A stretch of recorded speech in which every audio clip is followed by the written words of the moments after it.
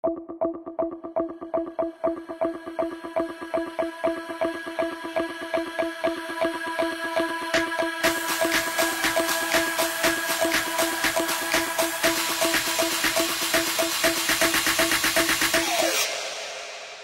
տապանիժյուրն է Հելսինկյան քաղաքացիական ասամբլեայի Վանաձորի գրասենյակի ղեկավար իրավապաշտպան Արթուր Սաքունցը զրուցելու ենք տեսակապով։ Պարոն Սաքունց, շնորհակալ եմ մեզ միանալու համար։ Շնորհակալ եմ հրավերի համար, Էլիսա։ Պարոն Սաքունց, ներքաղաքական զարգացումներից պետք է խոսենք, ինչպես եւ ակնկալվում է, երեք Հայաստանի վարչապետը խորհրդարանում հայտարարեց. KGB-ի գործակալը սեռական մոլագարը եկեղեցին է, կյանքս կդնեմ սրանցից իմ սրբությունն ազատելու, նա KGB-ի գործակալ ասելով հղում արեց մամուլին, որը գրել էր, թե KGB-ի գործակալ է հանդիսանում գործող կաթողիկոսի եղբայրը։ Հիմա այստեղ հարց է առաջանում, արդյոք երկրի ղեկավարը հնարավոր KGB-ի գործակալի մասին խոսելիս պետք է հղում անի մամուլին, թե այստեղ պետք է փաստեր ներկայացվեն։ Տեսեք, նախ առաջերտին եկեք անդրադառնանք ինչ է նշանակում իմ սրբությունը։ Պաշտոնատար անձի համար սրբություն պետք է հանդիսանա սահմանադրությունը, այսինքն սահմանադրական նորմերը, որով ամրագրվում է, որ պետական ծառայողը, պաշտոնատար անձինք կարող են կատարել միայն այնպիսի գործողություններ, որոնք սահմանված են օրենքով։ Երբ որ վարչապետը կիրառում է առաջին KGB-ի գործակալ ձևակերպումը, ապա դա պետք է ունենա իրավական հիմնավորում։ Ավելին, այդ KGB-ի գործակալ անվանումը դա փաստաթղթավորում է։ Դա կամ գործակալ լինելու հանգամանքը, փաստը պետք է ճանաչված լինի դատարանի որոշմամբ, երբ որ ասենք թե կամ քրեական մարմնի որոշմամբ, որ ասենք մեղադրանք է առաջադրում գործակալ լինելու մեջ մարդուն։ Այսինքն այստեղ ես կարող եմ կամ որևէ մեկը ինչ որ ենթադրությունների հիման վրա լրագրողական հետազոտող, անգամ հետազոտող լրագրողները կամ պատասխանատու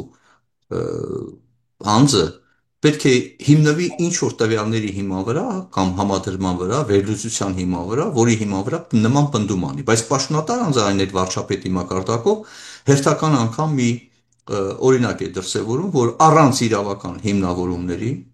առանց փաստական հիմնավորումների պնդում է անում։ Այն որ KGB-ի գործակալներ կան ու բացահայտված չեն, դա մենք ողջամտության տեսակետից պնդում ենք, բայց պետական մարմնի պաշտոնատար անձի նման պնդումները կամ նման ոճի պնդումները անհամատեղելի են եւ անթույլատրելի են։ Կամ սեռական մոլագար։ Սեռական մոլագար ասածը դա նշանակում է, որ անձը, որը կատարել է սեռական ոտնձգություն մի շարք անձանց նկատմամբ, նրա նկատմամբ, որը քրեորեն հետապնդելի արարք է, նրա նկատմամբ այդ անձի նկատմամբ պետք է հարուցված լինի ոչ միայն քրեական գործ, քննություն իրականացնել, այլ նույնիսկ դատական վճռով ճանաչվի որպես մեղավոր սեռական ոտնձգությունների մասին։ Չկա այդպիսի բանը որոշում իրավական ակտ։ Այսինքն սա նույնպես իրավական տեսակետից, որը պարտավոր է վարչապետը ունենա կամ որևէ պաշտոնատար անձ ունենա, որպեսզի նման պնդում անի, հա? Եվ հիմա այդ անձինք, ու գիտեք ամենաաբսուրդը ինչն է, ոչ միայն դա նման ձևակերպումն է անթույլատրելի, այլ նաև այն անձինք, որոնց նկատմամբ նման ձևակերպումները կիրառվում են, նրանք կարող են զրպարտության հիմքով մտնել դատարան եւ պատիվ պահանջել, հա, այսինքն հերքում պահանջել, որովհետեւ դու պնդում ես մի բան, որի հիմքը չկա։ Եվ այս թողուբոհը կամ այս իրավիճակի այլ ավելի, ինչ ասեմ, խճճված դարձնելը եւ այլն, այդ հրահրելը, որպեսզի նման նույնիսկ ենթադրենք ինչ որ մեկը KGB-ի գործակալ է, բայց որը չի ամրագրված, որը չի փաստագրված, ինքը կարող է ապացույցների բացակայության դատարանի վճռով չհիմնավորված, հա, այսինքն չապացուցված հանգամանքում նույնիսկ զրպարտության հայց ներկայացնել, հասկանում եք ինչա տեղ ունենում։ KGB գործակալը դատարանի վճռով հերքում ապահովում եւ ինքը ճանաչվում է որպես KGB-ի արդեն ոչ գործակալ։ Ինչի՞ համար, որտեղ ինքը որպես KGB-ի գործակալ բացահայտված չի, կամ եթե սեռական մոլագարը որակվում, դա նշանակված պետք է լինի, եթե իրավական հիմք չէ, բան փաստական հանգամ հիմք։ Եթե դա չկա, նշանակում է իրական սեռական մոլագարը ենթադրյալ կարող է հայց ներկայացնել զրպարտության հիմքով եւ ճանաչվել, որ ինքը սեռական մոլագար չի։ Այսինքն արդարադատություն կամ արդարություն ասվածը բացարձակապես վերանում է եւ մենք գործ ենք ունենում զուտ հերետորաբանական ինչ որ դաշտում, որտեղ կիրառվում են որակումներ, իսկ պաշտոնատար նույնիսկ եմ կրկնում, պաշտոնատար անձինք հատկապես պետք է պատասխանատու լինեն բառապաշարի տեսակից։ Եվ իմ համոզմամբ կարծես թե վարչապետ Նիկոլ Փաշինյանը լրագրողի այդ կարգավիճակից կամ այդ մտածելակերպից լիարժեք անցում չի կատարել պաշտոնատար անձի կարգավիճակի, որը Լրագրողի թե ընդդիմադիր գործչի, որովհետև լրագրողների չեն կարող խոսել, ընդդիմադիր գործիչի, կներեք, դե չէ, հիմա ցավոք սրտին այլ լրագրողներ կան, Էլիզա, որոնք դարձել են ընդդիմադիր գործիչ, հա, ասենց ասեմ, կամ ընդդիմադիր գործիչի կամ բանը կառավարող կուսակցության գործիչի կարգավիճակով են հանդես գալիս, լինելով այդ համապատասխան քաղաքական ուժի խոսափողը, հա, անկախ եւ անաչառ օբյեկտիվ լրագրության հետ ցավոք սրտի բավական շատ մեծ դժվարություններ ունենք։ Ի վերջո, ինքը քաղաքական որպես ընդդիմադիր գործիչի հռետորաբանությունն է օգտագործում։ Չնայած նույնիսկ պետք է ասեմ, նույնիսկ ընդդիմադիր որպես գործիչ, որը դեպուտատ է կամ պարլամենտի անդամ է, էլի որակումներ տալիս պետք է հղում անի փաստերին, ոչ թե ենթադրողական կամ գնահատողական դատողությունների։ Սա կարծում եմ, որ այս ես հասկանում եմ, ոչ թե հասկանում եմ, ես դա կապում եմ իհարկե նախընտրական այս ժամանակահատվածի հետ եւ նաեւ այն իրավիճակի հետ, որ եկեղեցու հետ է ուրեմն հարաբերությունները ուրեմն զարվել կամ չգիտեմ հարցի առաջացել, բայց եթե այս մոտեցումներով կամ այս ոճով են գնալու, ապա ցավոք սրտի շատ մեծ դժվարություն է լինելու ընտրողի համար կատարելու օբյեկտիվ ընտրություն, որովհետև խոսույթները մեկը մյուսի նկատմամբ կապ չունեն, տվյալ դեպքում իհարկե տոն տվողը տվյալ դեպքում վարչապետն է, բայց մյուս կողմն է հանցինս այդ ընդդիմադիրի, նրանք ոչ պակաս են, չէ՞, ասենք թե նույն օգտագործում են թուրքական գործակալ, չգիտեմ, ադրբեջանական ժողովուրդ, բոլորն էլ ցավոք սրտի գտնում են ռուսական ազդեցության տակ, կամ պարոն վարչապետ, եթե KGB-ի գործակալ տերմինը օգտագործում, այսինքն դուք գտնում եք, որ այդպիսի կասկածներ կան։ KGB-ի արխիվները բացեք, լյուստրացիա անեք, այսինքն գործիքակազմը, որը պետությունը ունի, հենց պետության անվտանգության ապահովման տեսակետից գործակալական ցանցերի բացահայտման գիտեք նման լյուստրացիա արվել են մեծբացյան պետություններում, նախկին խորհրդային հանրապետություններում,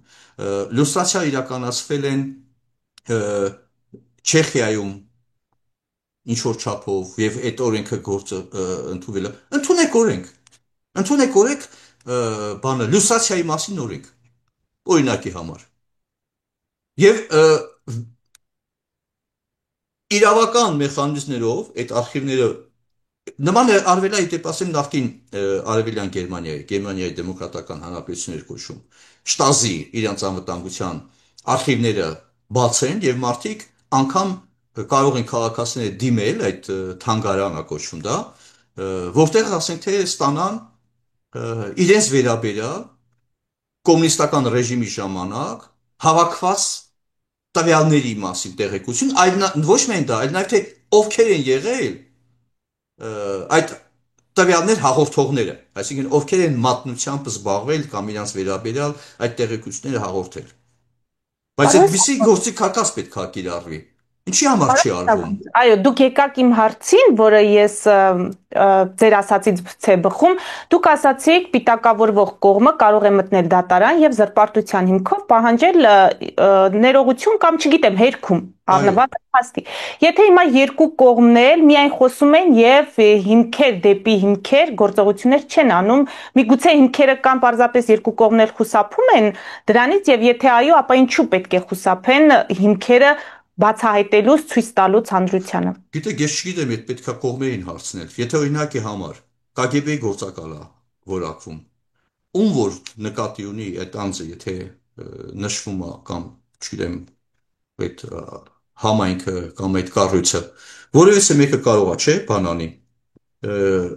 ներկայացնի հայց, ասի այդ հայ դուք KGB-ի գործակալ եք, ինձ ասում, փաստ ներկայացրեք։ Ու չի կարողանալու, չէ, ներկայացնի փաստը։ Որտեղ այդ շատ տարօրինակ է, եթե ենթադրենք արխիվից կոնկրետ ենթադրյալ մարդու վերաբերյալ որպես KGB-ի գործակալ լինելու մասին փաստը հանի ու օգտագործի, ապա դա կլինի նույնպես անօրինական, որտեղ ինչ հիմքով ես դու այդ փաստը ենթադրյալ արխիվից օգտագործում, որտեղ հոմենակ մի հոգի չի, որ պետքա մատչելիություն ունենա այդ արխիվներին, որտեղ դա անվտանգային հետ պետական անվտանգության հետ կապված հարց է, որտեղ եւ մենք դա տեսնում ենք նաեւ հիբրիդային պատերազմի կոնտեքստում։ Հիբրիդային գործիքներից մեկը դա գործակալական ցանցերն են հետխորհրդային տարածաշրջանում, դա Ուկրաինայի անգամ պարագայում, երբ որ ագրեսիա եղավ Ռուսաստանի կողմից, հույս ուներ այդ գործակալական ցանցի աջակցության եւ այդ գործակալները ինչպես փախան երկրից եւ միջի հիմա էլ շարունակում են։ Դա եղավ Մոլդովայի ընտրությունների համատեքստում։ Հիմա հատկապես էս ուրեմն իրավիճակում, երբ որ մենք անցնում ենք նախընտրական ժամանակահատվածում, հիբրիդային սպառնալիքների գործիքները շարունակելու են կիրառվել, չէ՞։ Ինստիտուցիոնալ մոտեցում է պետք ցուցաբերել, ոչ թե էմոցիոնալ մոտեցում։ Ինստիտուցիոնալ մոտեցումը դա հստակ լյուստրացիայի մասին օրենքի ուրեմն ընդունումն է։ Բացեք, ինչի՞ չեք բացում։ Կամ ինչի՞ չեք օրենքը ընդունում եւ իրավական մեխանիզմ ստեղծում։ Պարոն Սաքունց, մյուս հարցը, որ առաջանում է այս զարգացումների ֆոնին, հետևյալն է. ունենք երկու ձայնագրություն, գաղտնալսում եւ հոգեվորականների մասով եւ Գյումրու քաղաքապետի մասնակցությամբ։ Հիմա հարց են բարձրացնում, արդյոք պատկան մարմիններն իրավունք ունեն այս մարդկանց առհասարակ գաղտնալսելու եւ հետո այդ գաղտնալսածը ըստ նպատակահարմարության հրապարակելու եւ այսպես հանրային դարձնելու։ Տեսեք, օպերատիվ հետախուզական միջոցառումները, որպեսին լինում է նաև հենց այդ գաղտնագրումները, որպես գործիք քաղաքական հակառակորդների նկատմամբ օգտագործելու, ցավոք սրտի մնում է որպես հիմնական գործիքներից մեկը։ Ասենք, ես այս պահին հիշեցի 2008 թվականի մարտի 1-ի իրադարձությունների հետ կապված Ալեքսանդր Արզումանյանի եւ Նիկոլ Փաշինյանի հենց հեռախոսակցության ձայնագրման հրապարակումը, չէ՞։ Հիմա քրեական գործի շրջանակներում կարող են օպերատիվ հետազոտական միջոցառումներ իրականացվել, քրեական գործի շրջանակներում, բայց դեմ հիմնավորված։ Բայց դրանց հրապարակում, դա այդ ուրեմն նյութերը դրանք քրիչական կամ քրեական գործի վարույթի շրջանակներում, քան դեռ դա ուրեմն չի ավարտված քրեական գործը եւ չի ներկայացված դատարան, հրապարակման ենթակա չեն կարող լինել։ Որտեղ չկա փորձաքննություն դրանց իսկության մասին, չէ՞, վերջին հաշվով։ Չկա ենթադրենք դա աղճատված է կամ չգիտեմ Կտրված է, այո, կտրված եւ այսինքն դու այսինքն շարունակում է քիչ է մնում շարունակում է եւ մենք ունենք լուրջ կասկածներ, իմիջիայլոց ես ասեմ, որ մարդու իրավունքների տեսակետից ամենառիսկային գործիքներից մեկն է օպերատիվ հետազոտական միջոցառումը, որտեղ նախ պետք է լինի միմիայն դատարանի որոշմամբ։ Ասում եք, այդ օրինական պետք է լինի։ Նաեւ այդ հիմնավորված պետք է լինի, թե ինչի համար է դատարան թույլ տվել ուրեմն գաղտնալսում կատարել, հա։ Ավելին այդ տվյալը ապացուցողական նշանակություն ունի, որը դու քրեական գործի շրջանակներում կարող է հիմնավորվի եւ դատաքննությամբ կարող է հիմնավորել, որ դա իրապես օրինական է, իրական է, հա, եւ այդ ամեն փուլը չանցած դու վերցնում հրապարակում, այսինքն դուրս է գալիս ինչ է ստացվում, ով ում հասնի գաղտնագրի, հա, հիշում եք նաեւ բանի ազգային անվտանգության ծառայության պետի ու հակակոռուպցիոն կոմիտեի, հա, պետի այդ խոսակցությունը, որ օրինական չէ, այդպես էլ մնաց, ոչ մեկը քրեական գործ հարուցեցին, թե չհարուցեցին։ Սա իրապես անթույլատրելի է, որովհետև սա տիպիկ կագեբեական հենց նորից մոտեցումն է։ Դիկտատորական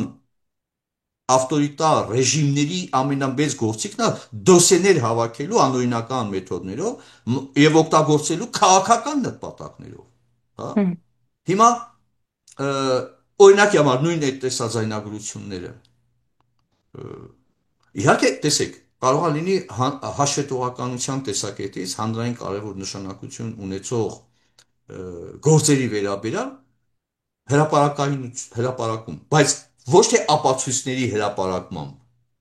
այլ իրավիճակի եւ գործողությունների ընթացքի մասին հրապարակ, որ օրինակի համար, այո, այս քան հոգի գործող բան ձերբակալված են, այսինչ բաների մեջ են մեղադրում եւ այլն, բայց անմեղության կանխավարկածը դեռ ոչ ոք չի բան արել։ Եվ ես ինձ համար շատ գիտեք, ես անձամբ եմ դիմել դատարաններ Հայաստանի հեղափոխությունից հետո իմ նկատմամբ օպերատիվ հետախուզական միջոցառումների օրինականության հետ կապված հարցով։ Անգամ դիմել եմ, որտեղ իմ նկատմամբ քրեական գործ չի հարուցված եղել, բայց ես գիտեմ, որ ՕՀՄ-ի է անցկացվել։ Հիմա դիմել եմ անգամ սահմանադրական դատարան եւ սահմանադրական դատարանը մերժել է դիմումը։ Հիմա այդ դիմումը գտնվում է Եվրոպական դատարանում։ Սա ուղղակի, գիտեք, կամ ահա ամենածանր հանցագործությունների դեպքում է կիրառվում, չէ՞, ասենք թե, ասենք, կոռուպցիոն, ահաբեկչական գործողություն, որտեղ այդ դեպքում, այո, բայց պետք է քրեական գործ հարուցված լինի։ Քրեական գործի շրջանակներում, այո, ենթադրյալ կասկածյալների հետ կապված կամ կասկածյալ անձանց, հա, նկատմամբ, այո, ՕՀՄ պետք է իրականացնի կանխելու համար հանցագործությունը կամ հիմնավորելու համար, բայց նույնիսկ ՕՀՄ-ն կամ տեղ գաղտնաձայնագրումը դեռ ամբողջական ապացույց չի կարող դա պետք է համադրվի այլ ապացույցների հետ։ Հասկանում եք ոնց է։ Սա, այսինքն դուրս է գալիս մենք իրապես իրավունքի գերակայության սկզբունքի տեսակետից լուրջ խնդիրներ ենք անընդհատ առաջացնում, որոնք եղել են, մնում են ու այդ ռիսկերը շարունակում են մնալ չհաղթարված։ Ֆելիչե ժամանակակից ատամնաբուժական կլինիկա։ Այստեղ հարմարավետությունն ու խնամքն առաջնային են։ Այստեղ կիրառվում են ատամնաբուժական ամենաժամանակակից տեխնոլոգիաներ, ճշգրիտ ախտորոշում, արդյունավետ բուժում, նուրբ փորձառություն եւ անհատական մոտեցում։ Սկսած սովորական մանրուքներից մինչև առաջադեմ ընթացակարգեր, այստեղ դուք գտնվում եք բարձր որակավորում ունեցող եւ փորձառու ատամնաբուժական մասնագետների ձեռքերում։ Մեր բարեկամական եւ հյուրընկալ անձնակազմն այստեղ է յուրաքանչյուր այցը հաճելի դարձնելու համար։ Ֆելիչե, ձեր առողջ եւ ամենաերջանիկ շպիտը սկսվում է այստեղից։ Եկեք եւ բացահայտեք նորարարության, փորձագիտության եւ կարեկցանքի կատարյալ համադրությունը։ Երևան Shipping, սենսացիա ստեղ, հա։ Այո, ճիշտ եք եկել։ Սադրոցներ Երևան ուղարկելը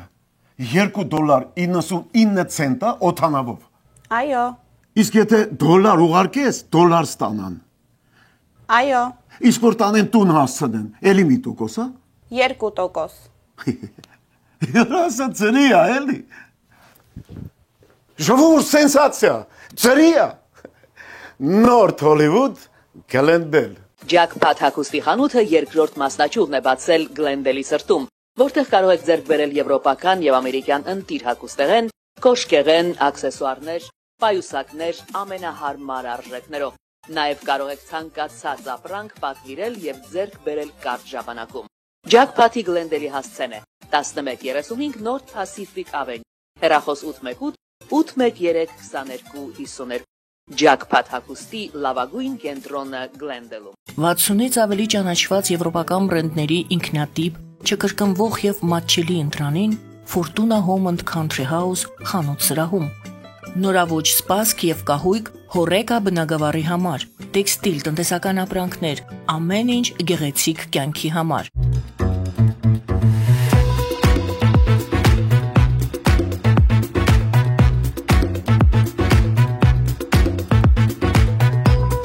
Արա Արարատ ռեստորան, ընտանեկան եւ ընկերական ժամանցի լավագույն հասցե, սիրված արտիստներ, հյուրընկալ մթնոլորտ, հարուստ ճաշացան, անմահական խորտիկներ, Արարատ ռեստորան, հասցեն անփոփոխ, սիրով սպասում ենք ձեզ։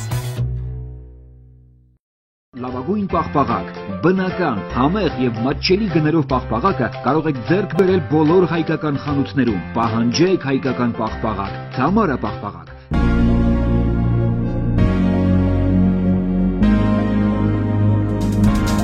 Տպագրեք ձեր գիրքը Նոյան տապան տպագրատանը, ինչպես նաև թերթեր, ամսագրեր, բուկլետներ եւ այլն։ Հասցեն քաղաք Երևան, Իսահակյան 28 առաջին հարկ։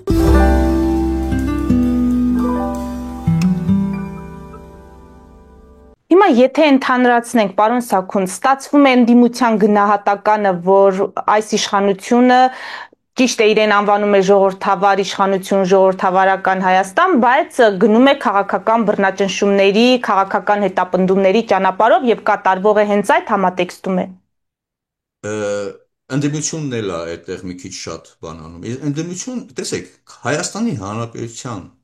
քաղաքական ընդդիմություն որպես հանդես եկողները դրանք ոչ թե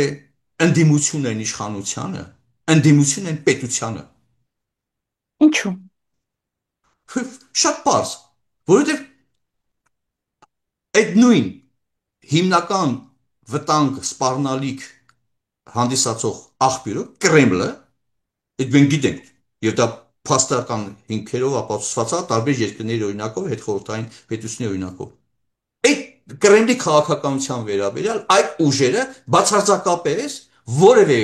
քննադատական խոսք չեն ասում, չեն էլ ասում, որ Հայաստանը պետք է դուրս գա այդ Կրեմլի կողմից ստեղծած միջպետական կամ վերպետական ավելի ճիշտ կառույցներից, ԱՊՀ-ից։ Հակառակը Վարդան Ղուկասյանն ասում էր։ Այո, հիմա տեսեք, դա ինքը ակնհայտ արձանագրում է, չէ՞։ Հիմա իրենք ոչ թե քաղաքական ընդդիմություն են իշխանությանը, եւ ես այդպես առումով դա ես հիմա տալիս եմ իմ դատողությունը, չէ՞։ Ես ելնում եմ վարքագծի, խոսույթի անալիզի հիման վրա, եզրակացություն եմ կատարում, որի իրավական գնահատական տվողը պետք է լինի պետությունը հանդիսից պետական մարմինների։ Այդ ես կարող եմ այդ գնահատականը տամ, բայց վարչապետը պետք է այդ գնահատականները հանրային այդ կարծիքի հիման վրա ինքը կամ դատախազությունը ավելի ճիշտ, ազգային անվտանգության ծառայությունը, ոստիկանությունը, քննչական մարմինները բանը վարույթ ընդունեն կամ չգիտեմ ուսումնասիրություններ սկսեն, չէ՞ վերջին հաշվով։ Այսինքն դուրս է գալիս, լավ, ես ասեմ, վերլուծություն ան, դատողություն ան, եւ հիմա դրանց ես չեմ համարում քաղաքական ընդդիմություն, կներեք։ Դա համարում եմ հակապետական գործունեություն, եւ հիմա ես այդպես եմ որակում։ Հակապետական, որովհետեւ Հայաստանի Հանրապետության անվտանգության թիվ 1 սպառնալիքներն են, ինչպես սպառնալիք են հանդիսանում այլ անկախ պետությունների նկատմամբ։ Հիմա եւ այստեղ ես մեղադրում եմ եւ քննադատում եմ իշխանությունների, պետական մարմինների այդ սպառնալիքների դիմագրավման, այդ սպառնալիքների կանխման ուղղությամբ իրենց պարտավորությունները եւ լիազորությունը պատշաճ չկատարելու մեջ։ Այնպես որ եկեք, երբ որ խոսում ենք քաղաքական իշխանության համար պայքար չեն մղում, այլ Հայաստանը Ռուսաստանի Կրեմլի ենթակայության տակ պահելու համար պայքար, հասկանում եք ոնց է։ Եվ այդ առումով կներեք, մենք բոլորս գիտենք, որ չէ, բանը համակարգային կոռուպցիայի սիստեմա ա եղել, չէ։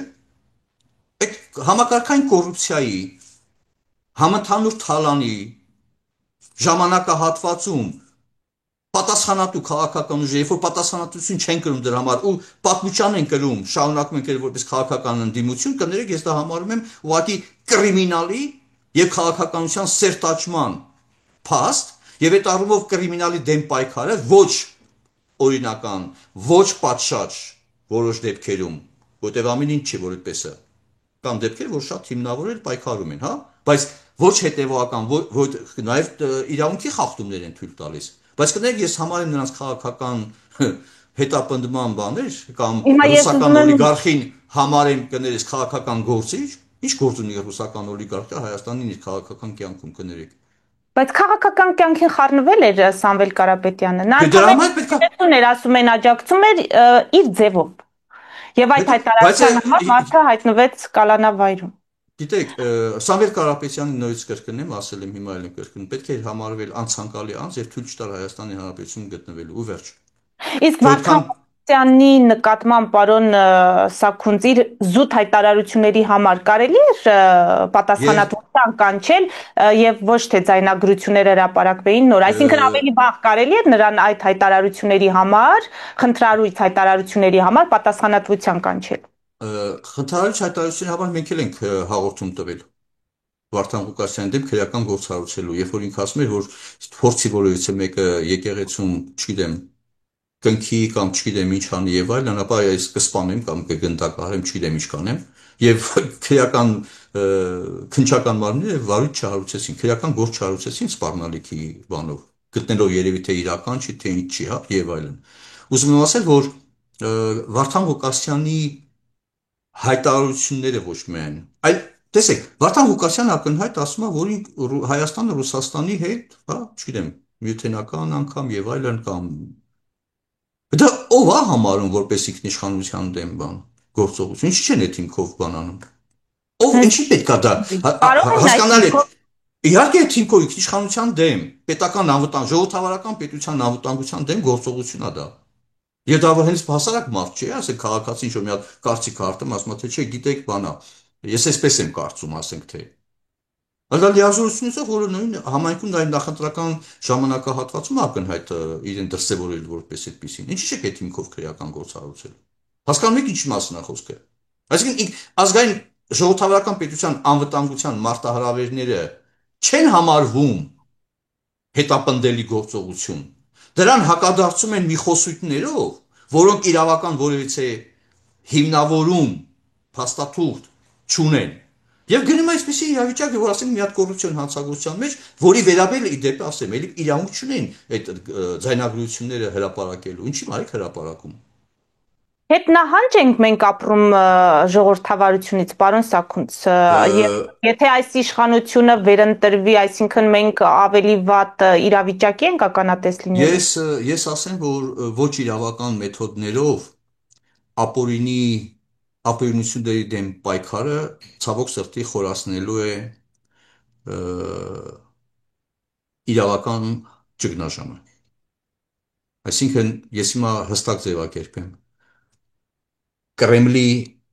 ակնհայտ է, որ Կրեմլը շահագրգիռ է Հայաստանը պահել իր ենթակայության տակ եւ ակնհայտ է, որ թե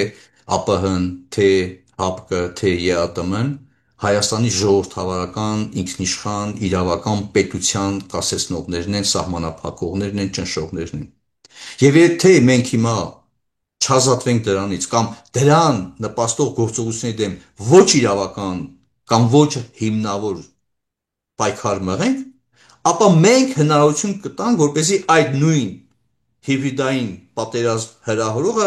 ունենա ավելի մեծ հնարավորություն իրավիճակի նկատմամբ ուրեմն ազդեցություն ունենալու։ Եվ այստեղ պատասխանատուն իշխանությունն է։ Այո, եւ ես չեմ ուզում, որ մի բռնապետությունից, արդեն այլ օտարպետության բռնապետությունից ընկնեմ մեկ այլ ավտորիտար կառավարման, արդեն այսպես կոչված ազգային ավտորիտար կառավարման տիրույթը։ Որը ժամանակին մենք մերժել ենք։ Այո, որը ժամանակին մերժել ենք, այսինքն այստեղ գիտեք, շատ դիլեման քո անկախություն, ազատագրում իրապես վերջին հաշվով մեթոդները եւ գործիքները, այսինքն միջոցները չպետք է չեն կարող արդարացնել նպատակները, սա կարևոր դրույթ է։ Եվ մենք հիմա իրապես սպառնալիքները շատ լուրջ են, երևի թե շատերը չեն բանանում, պատկերացնում, կամ պատկերացնողներն էլ շատ ողջունում են այդ սպառնալիքները, որպեսզի իրականություն դառնան, ինստիտուցիոնալացվեն, բայց դրա դեմ պայքարողներն էլ պետք է հենց լինեն բավական գրագետ, բացառիկ օրինական եւ սկզբունքային։ Անկասկած պետք է լինի, անվիճելի պետք է լինեն, հասկանում եք։ Շնորհակալ եմ, պարոն Սաքունց։ Հաջողություն ձեզ։ Մեծ դիտողներին հիշեցնեմ, որ զրուցում էի Հելսինկյան քաղաքացիական ասամբլեայի Վանաձորի գրասենյակի ղեկավար իրավապաշտպան Արթուր Սաքունցի հետ։ Մեր ուղիղ եթերները կարող եք դիտել Patreon-ում, նաև այդ հարթակում աջակցել մեզ էկրանին երևացող QR կոդով։